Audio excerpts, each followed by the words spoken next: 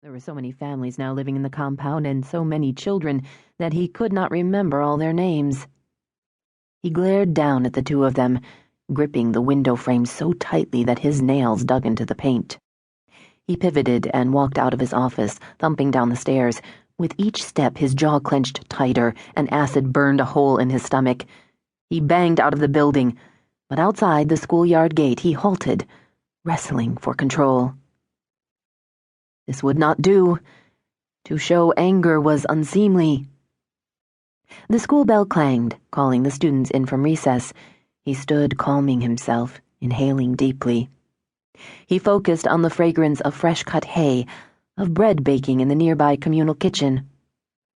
From across the compound, where the new worship hall was being built, came the whine of a saw and the echoes of a dozen hammers pounding nails. The virtuous sounds of honest labor, of a community working toward his greater glory. And I am their shepherd, he thought. I lead the way. Look how far they had already come. It took only a glance around the burgeoning village, at the dozen new homes under construction, to see that the congregation was thriving. At last, he opened the gate and stepped into the schoolyard. He walked past the elementary classroom, where children were singing the alphabet song, and entered the classroom for the middle grades. The teacher saw him and jumped up from her desk in surprise. "Prophet Good, what an honor," she gushed. "I didn't know you would be visiting us today."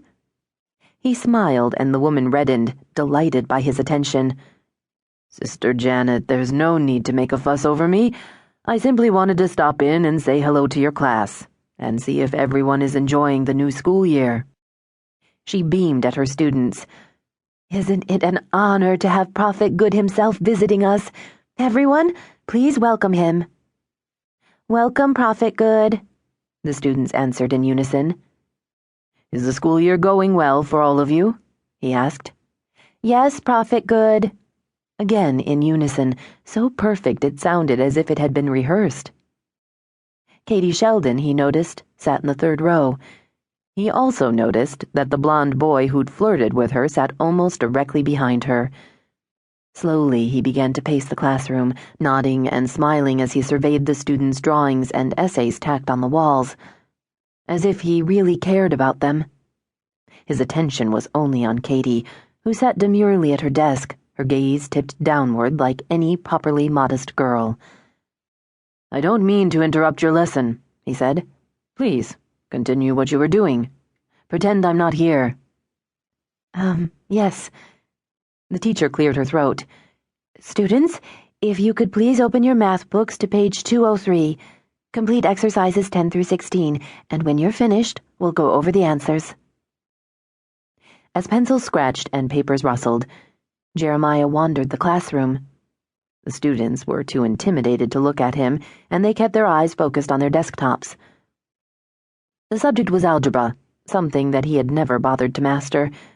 He paused by the desk of the blond lad who had so clearly shown an interest in Katie and, looking over the boy's shoulder, he saw the name written on the workbook.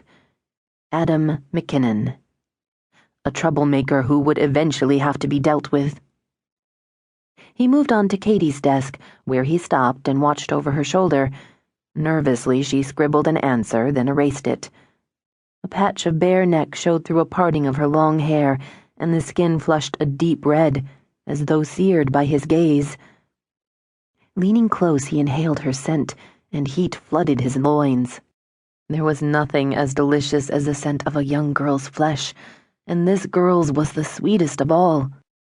Through the fabric of her bodice, he could just make out the swell of newly budding breasts.